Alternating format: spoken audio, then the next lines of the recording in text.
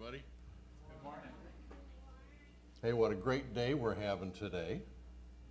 It's pretty awesome. And I think most of you know that that these two musicians over here are two of my sons.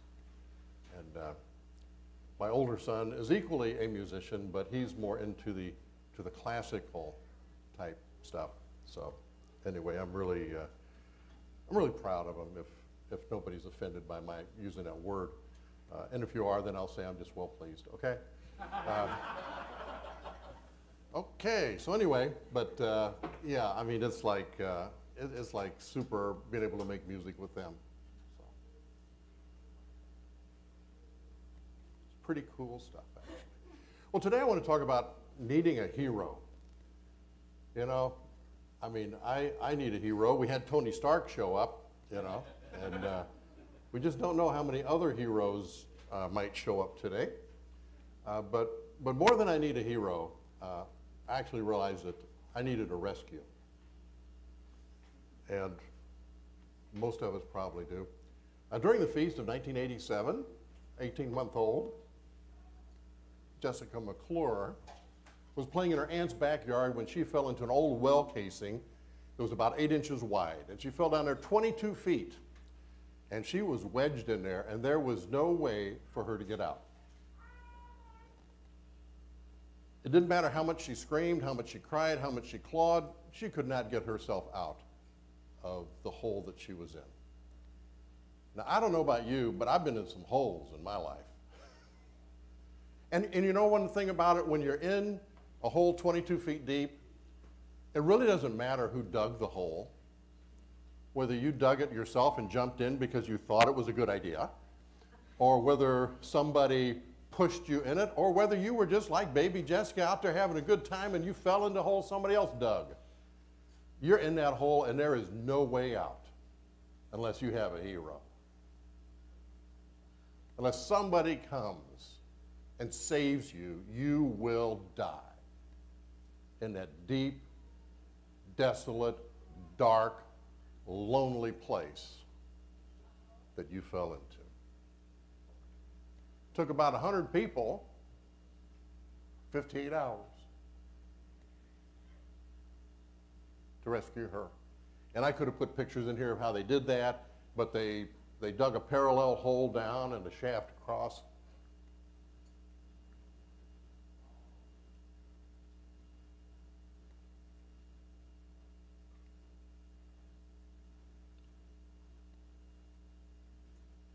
But our nation was mesmerized because of the tragedy and all that's involved with that whole story. But there's something deeper than that, because our hearts resonate with stories of rescue. I mean, movies, books, screenplays, whatever it is that talk about heroes rescuing people, I mean, there's big money in that. There is big money in that.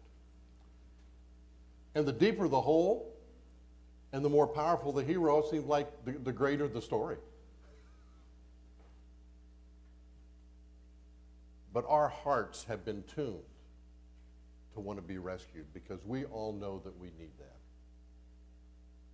We know we need to be rescued. And we know that we need a hero to do it. Because it ain't just anybody that can rescue you when you're 22 feet down and you're deep and you're dark. Every time our hearts are moved by a rescue story, it's like Jesus is whispering in our ears that I'm going to save you one of these days. Because we know we need to be saved. We know that if he doesn't save us, we're going to die. And so every time we hear that story of somebody being saved, it's like our hearts just yearn for Jesus to save us. Or they remember where we were when Jesus saved us from a certain death. In the fall holy days, picture that time when Jesus is going to rescue the world. And wow, isn't that awesome? Because if he doesn't, no flesh would be saved alive. You know, I was just in Russia. You know, we talked about that the other day, and here Putin, and I actually drove past Putin's house, as the taxi driver called it, the capital, the Kremlin. He said, Putin house. I said, oh, okay, I know what that is. So anyway, you know, and so maybe we're going to have some nuclear war or something or whatever, or some semi-nuclear. I don't know what we're going to have. But I know that sooner or later, something like that is going to happen. And then Jesus is going to come rescue us. And if it doesn't get really bad, then there's no need for a rescue, is there? If Jessica had never fallen in that hole, she wouldn't have needed to be rescued. So the only way Jesus gets to come and save the world is if the world's on the brink of disaster. Isn't it too bad that there has to be a villain for there to be a hero? But the reality is that a hero is not a hero without a really bad villain. And the worse the villain is, the greater the hero has to be. And this world has got a pretty bad villain running around, doesn't it? Oh, but the superhero is so much greater than the villain. But Jesus came also to give himself for our sins, to rescue us from this present evil age according to the will of God. And I know I've been rescued from my sins, and I know that I need to continue to be rescued from my sins.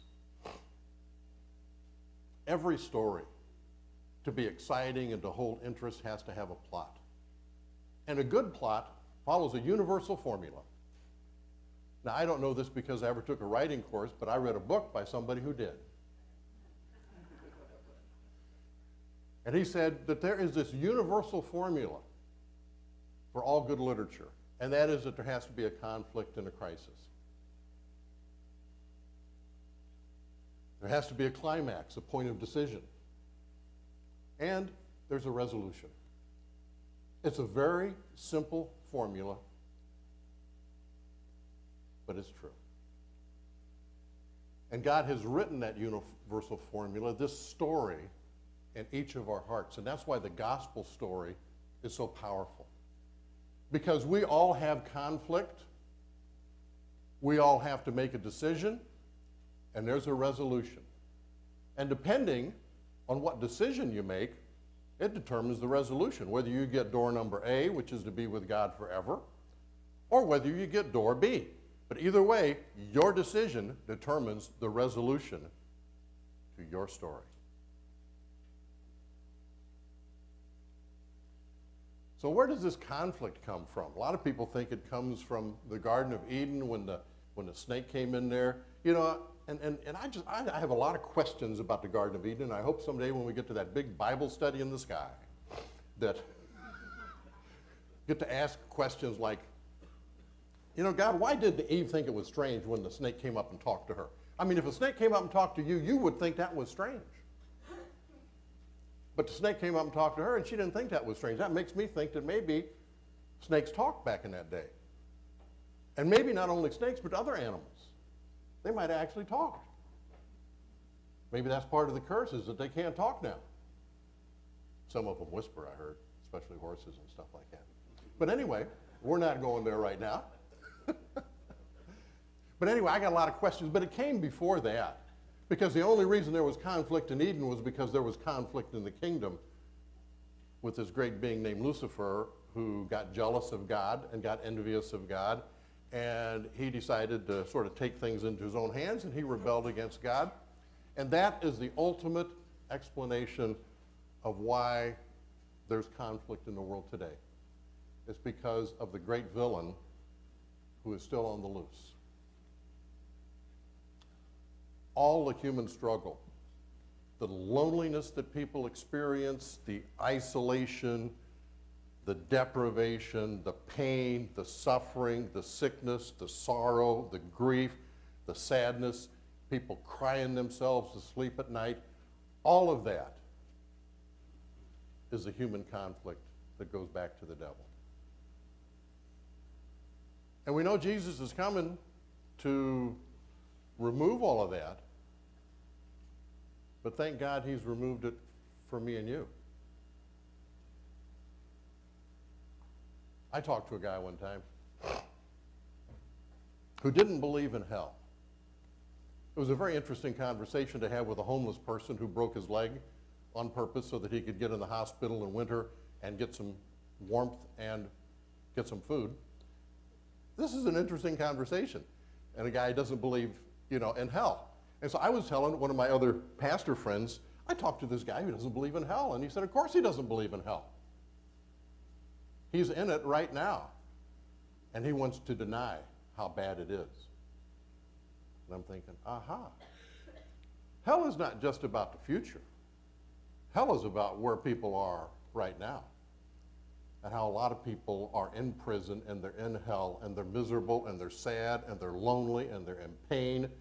And so they just don't want to believe that there really is a hell because they're already in it. Whether they're going to go there or not doesn't matter. Right now, they're in it.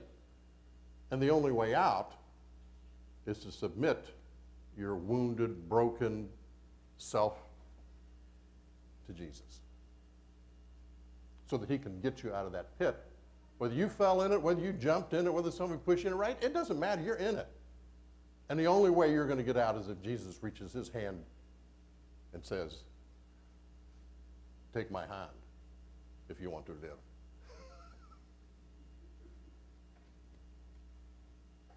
C.S. Lewis understood this, which is why he wrote some of these great mythic stories, because they resonate in people's hearts, don't they? But he's not the only one that's writing a story. God's writing a story, and it's called history. It's his story. He's writing a story. And this book is quite a part of it, But each of us has a role in God's story. We're subplots. I mean, every once in a while, somebody tries to make a movie where there's just one character.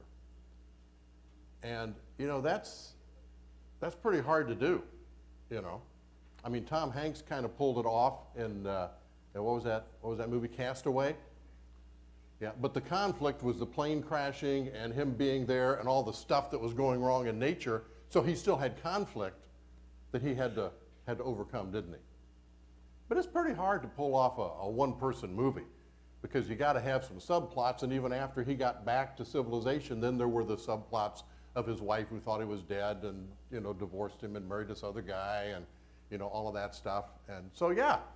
There are a whole bunch of other stories that go on that make the main story even more interesting, right? And so God was God before he made all of us. But part of the interesting story is that God made Adam and Eve, and then they fell. Okay, and that's the conflict. But then the hero gets to come and save them. How cool is that? And that makes it even more interesting and more exciting because God proves that he's really all of that and a bag of chips. If you don't know that saying, it's okay. I don't know if any of you have ever seen the Gettysburg Cyclorama. In 1883, I'm back in Gettysburg again. I was there yesterday and I'm back there again today. In 1883, French artist Paul Philippetou, I think that's how you say his name, exhibited a mural of the Battle of Gettysburg. It was 22 feet high and it was 270 feet around. So that you could stand in the middle of it and you could see the whole battle all the way around you. It's really pretty cool. If you've never been to Gettysburg, if you ever get a chance to be there, do the cyclorama. Because you get in that thing and you can see all the stuff of the battle. Remember I talked about how there were all these monuments and all this stuff that were going on, but you didn't really know what it was because we didn't have the tape, And so then we get the tape and it tells us how important this place is and what happened over here and all of that stuff. You see? And all of that stuff that happened all around there, every bit of it was important to the Battle of Gettysburg. And your story and my story is important to what God is doing.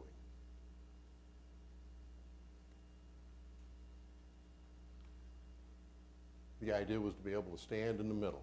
And so this is a picture of old Paul painting it. And right here, he painted himself into the picture, holding a sword, leaning up against a tree.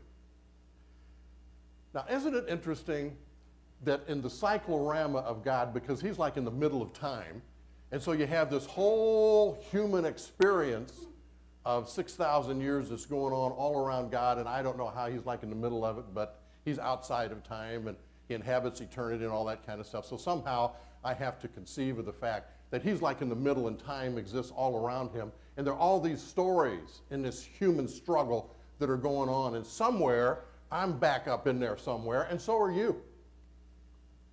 Because we're fighting our battles, we're part of God's army, and we're in that somewhere because we're part of God's story. And Jesus actually wrote himself into it. He didn't have to draw himself in. He actually came and lived in the story and wrote himself into the story, so he's a part of it in our form, just like all the rest of us are. Yeah. It's his story, though, isn't it? That's what he's doing to win the battle for souls. We talked about that. Hope that phrase doesn't offend anybody. For thus says the high and lofty one who inhabits eternity, whose name is holy. He inhabits eternity. He's right in the middle of everything that's going on. So every good story has to have a climax, a point of decision that determines how the story ends. So when we see, we hear, we participate in God's story, it strikes a chord in our hearts, and we reach a point of decision. Your decision determines how your story turns out, a good or a bad resolution. Now, we're not going to say who, but somebody lost their wallet the other day.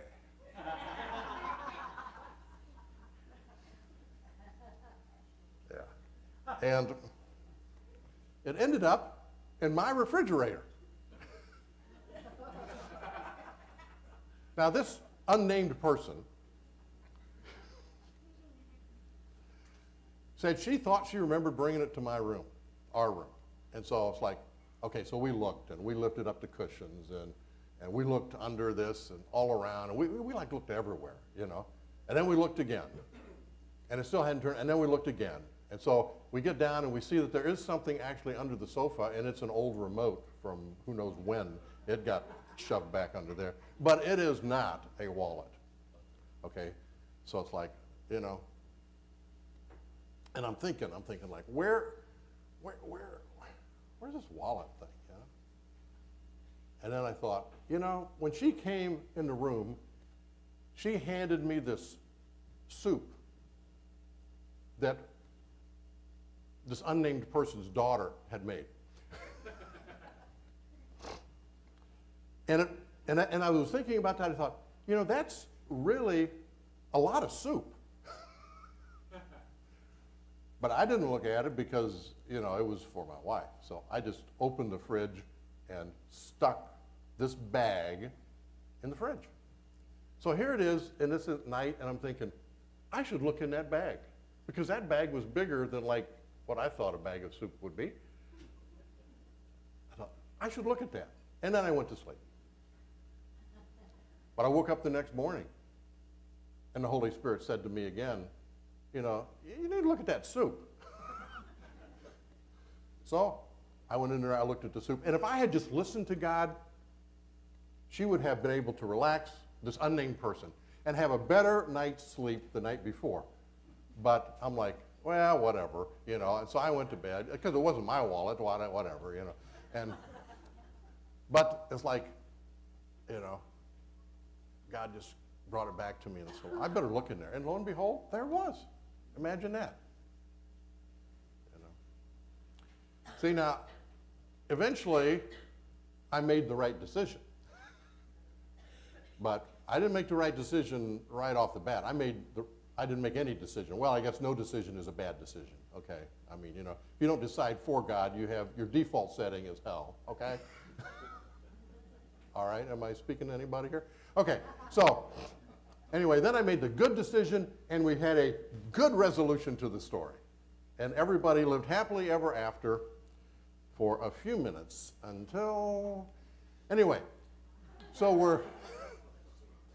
we're all being held captive in a world run by the devil. And it's a world filled with pain and brokenness and suffering and evil. You know, when the Allies landed in Normandy on June 6, 1944, once they got a foothold in Normandy, the war was really over for Germany. It was inevitable. If they had been able to push the Allies back into the sea, then they might have been able to negotiate a peace or something. But once the Allies had a foothold, it was inevitable that the Germans were going to lose. We just had too many men, too many armaments, too many tanks, too many bullets, too much gasoline. They were going to lose. But it took them almost another year and a half to actually lose. And the more desperate they became, the harder the fighting got.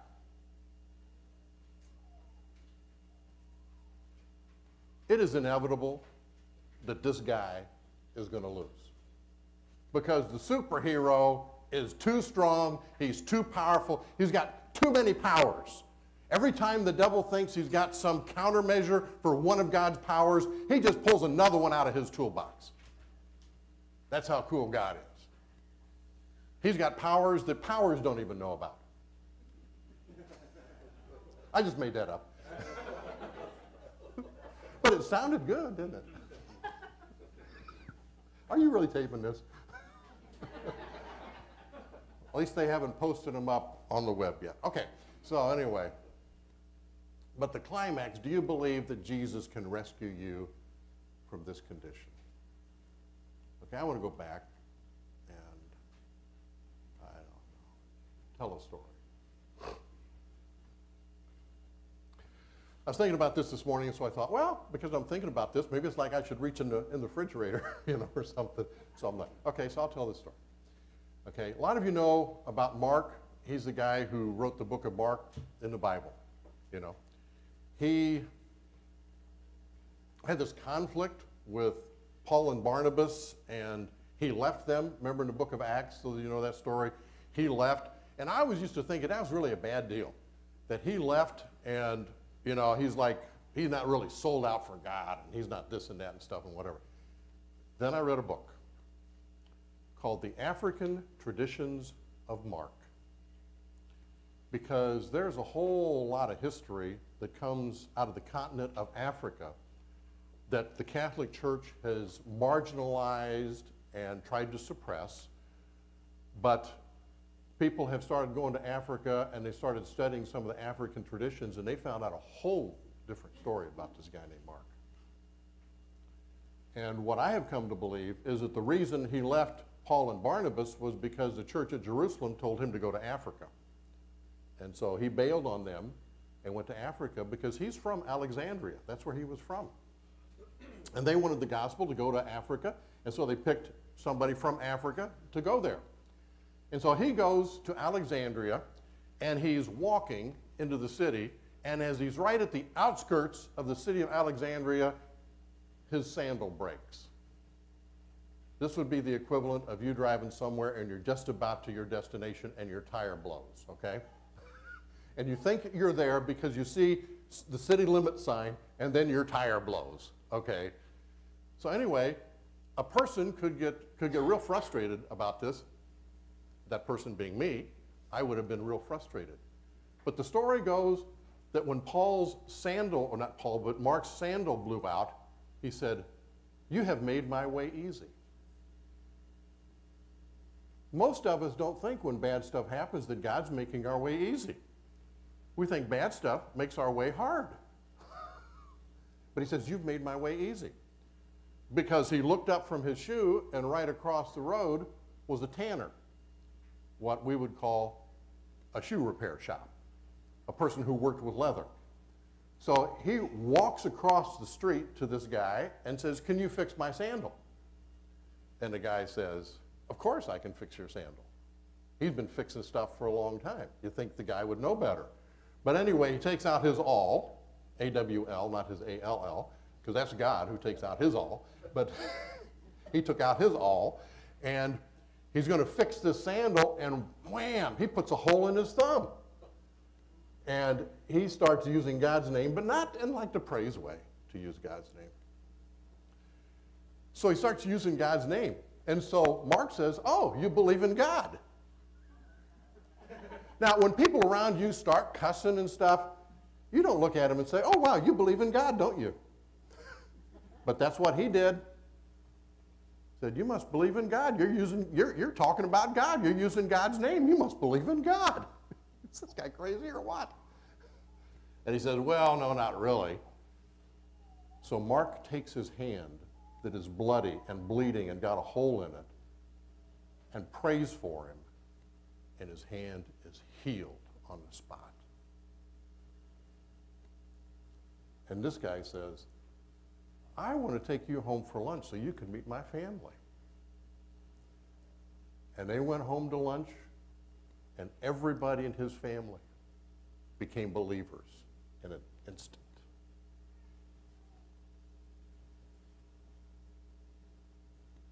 You never heard this story if you didn't read about Mark out of Africa, okay? And so this guy became the second bishop of Alexandria, Mark being the first. And God sent him right where he wanted him to go and blew out his shoes so he couldn't go any further. Wow. So bad stuff happens, and we think, man, bad stuff is happening. But it's because God has got something. He's writing a story, and he wants you to stop in your tracks. That's why your shoe blew out. That's why your tire went flat. There's something going to happen here. But we don't live our lives thinking God is writing a story in my life. We think I'm just living my life and things are going on and it's just happening and whatever. Instead of God is writing a story in your life and he's got stuff for you to do because it's really his story.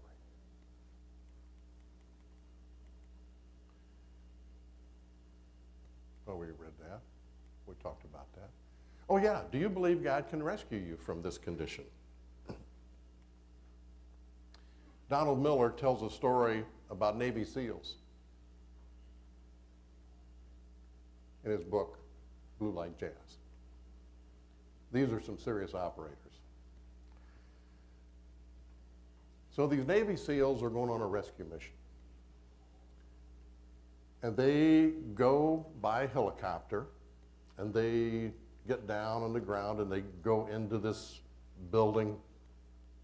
And they find these American hostages who've been there for weeks, if not months. And they come in the door, and they say, "We're Americans. We're here to take you home. Let's go." And nobody moved. They were all sitting on the floor in the corner. And they were so traumatized that they couldn't even get up. They couldn't even move. And like these SEALs are here, and it's like there are too many hostages for them to carry. How are they going to get them out?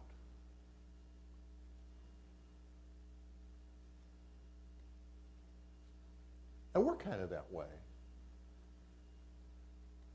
I mean, a lot of people are so traumatized by the things of this world that Jesus shows up and he says, "Take my hand if you want to live."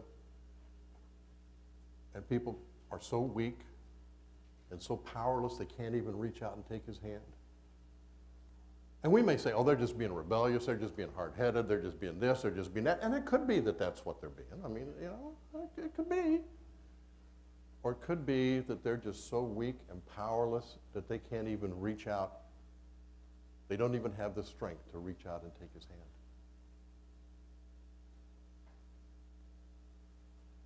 So what'd they do? So there's one operator, hands off his gun,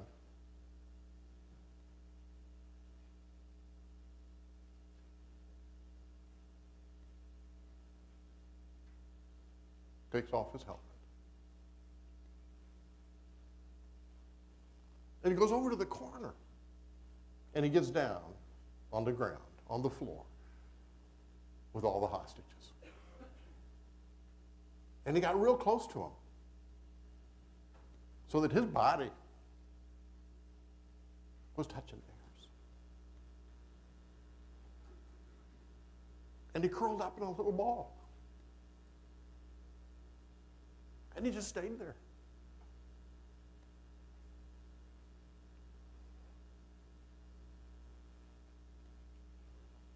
Then one by one,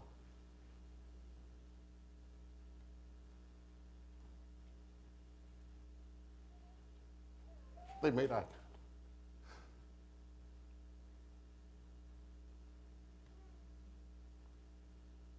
One by one, they started looking at him. And then he got up. And then one by one, they got up. And they followed him out. You see, the thing about following Jesus is that's how he saves us. Jesus didn't come to save you so that you could stay in the hole. He didn't come to say, okay, I'm going to drop some food down to you every day, you know, and give you some water and stuff, but you're going to have to stay in that deep, dark place because, you know, you kind of dug it for yourself, so you got to stay in it.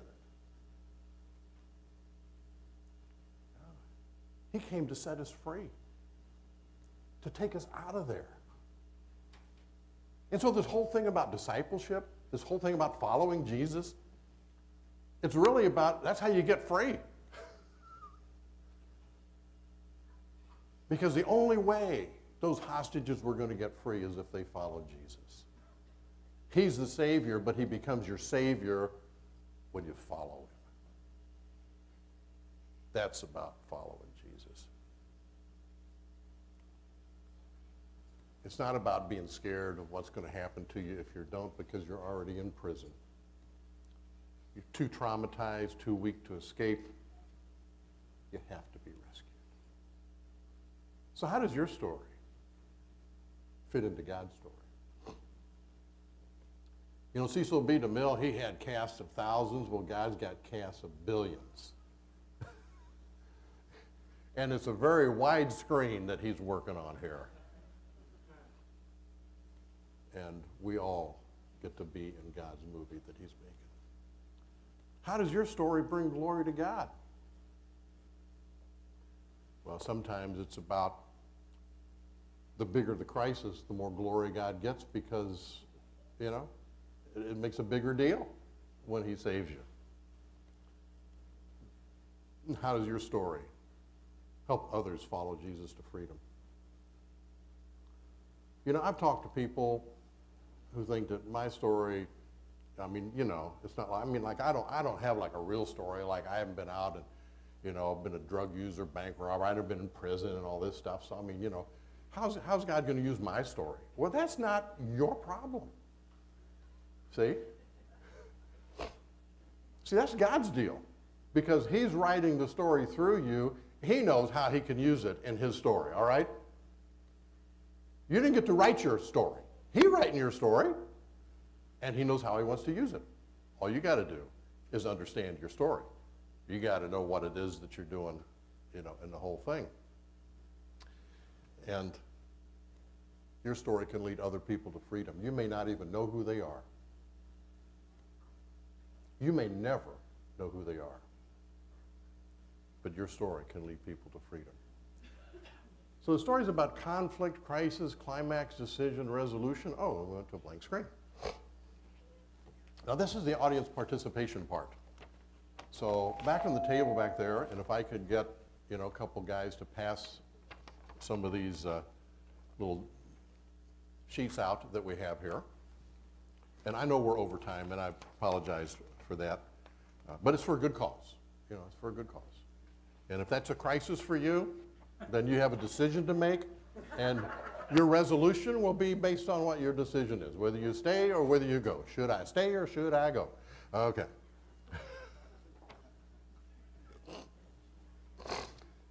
Really? You guys let this guy come to the feast? We'll see. Okay, this is a little thing taken out of a book called The Contagious Christian, and it's how to tell your story. You know, and a lot of people think that their story isn't worth anything, or they've never ever had anybody try to help them and coach them into telling the story. But everybody has got a story. And what I've found is that sometimes I tell parts of my story, and there are a lot of people who can't relate at all to my story, but there are a lot of people who can. And sometimes people who can relate to that story are really blessed by the fact that I'm just willing to tell my story. And I bet there are people who'll be blessed if you're willing to tell your story. So the crisis, the conflict, and this is before Christ. When were you spiritual, or where were you spiritually before receiving Christ?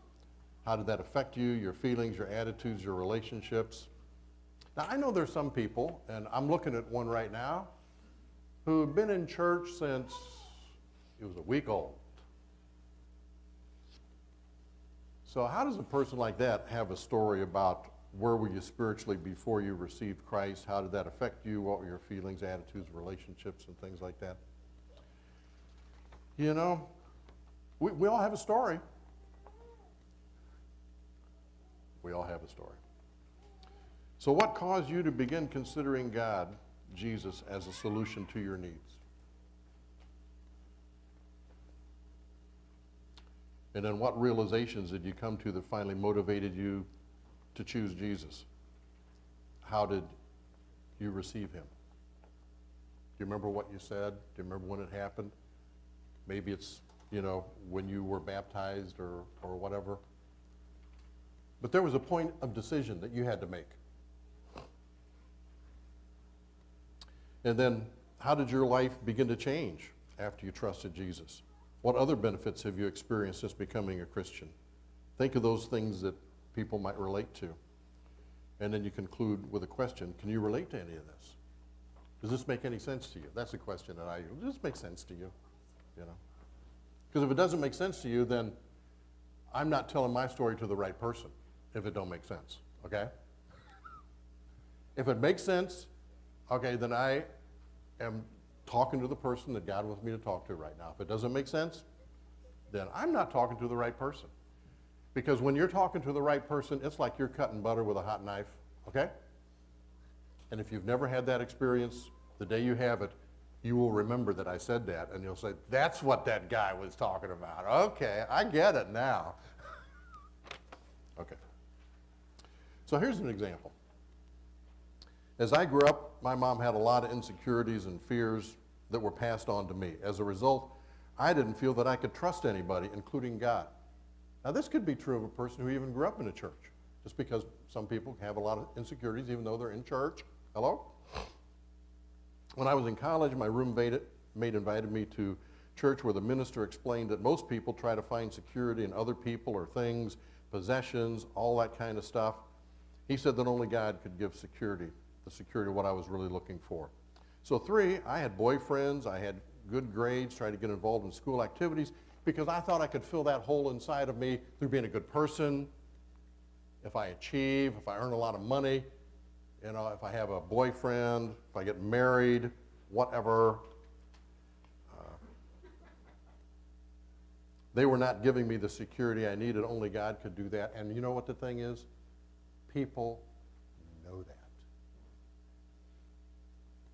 People who don't have Jesus know that something is missing on the inside.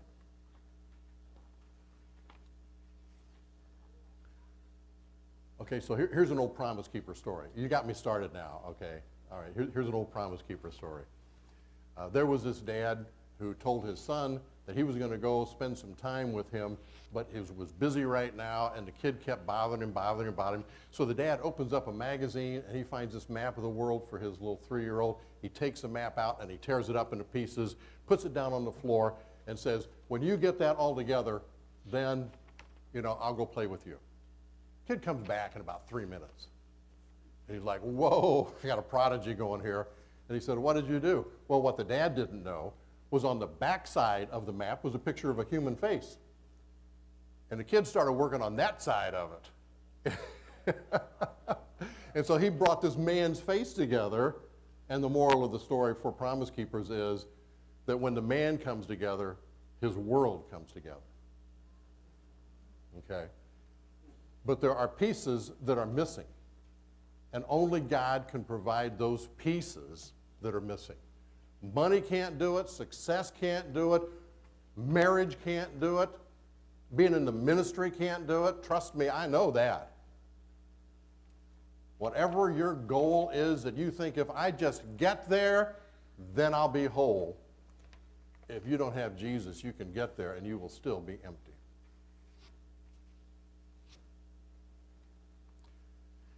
Number 4, I prayed and asked God to forgive me for all the wrongs I had done, and then I asked Jesus to come into my life to lead me and give me the security that I'd been longing for. 5, I did not have that fear and security anymore. I began to feel more confident and at peace because I knew God was in control. 6, I have a much healthier relationships now, and I'm not afraid of failing as I used to be. Most of all, I know that God is with me now and that I'll be with him forever. Number 7, can you relate to any of this? Does this make sense? Okay, that's a little 30-second elevator speech of this person's dramatic change in life. If you don't have one of those, I am giving you opportunity at this festival on the back of this to write your elevator speech for God. What is your story? What is God doing in your life that can bless somebody else? Because he is doing something. He didn't save you just to save you. And by the way, and all of us who grew up in worldwide, he didn't just save you so that you can do something in the future, because the only reason that any of us are here was because somebody that he had saved did something, said something, so that we're here. And ain't nobody else going to be here if we don't say something or do something, because that's the whole way that Christianity is passed on down, is from generation to generation to generation. So get your story together and bless somebody with it, okay? I was going to take time so you can write your story, but I'm way over time already, so I'm not going to do that. I'm just going to give you a little homework assignment. I'll collect them and grade them later on. I had to grade papers in Russia. That's the first time I've done that in about 40 years. Like, right? I give them questions that are translated into English, and they write Russian answers, and I'm supposed to grade this? Anyway, it was fun. So, I want to make a couple of comments here. One is, I want to thank everybody who worked on that Family Day thing yesterday. That was awesome. I mean, you guys, yeah, I mean, okay. Okay, I'll just say that it ended too soon. It just ended too soon because I was just about ready to put on one of them shower caps.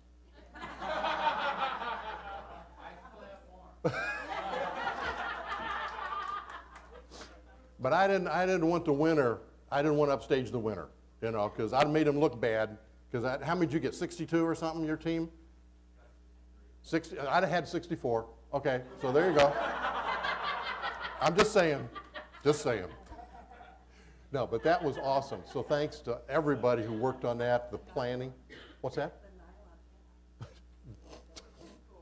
Yeah, I mean, it was all good.